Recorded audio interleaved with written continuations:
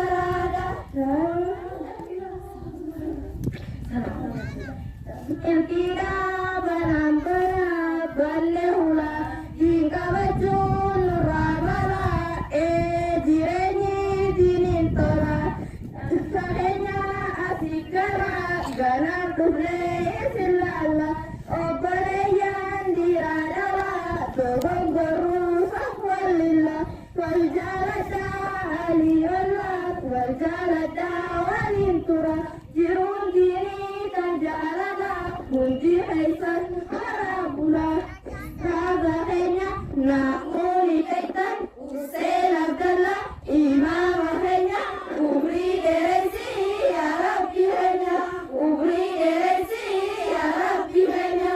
Assalamualaikum warahmatullahi wabarakatuh.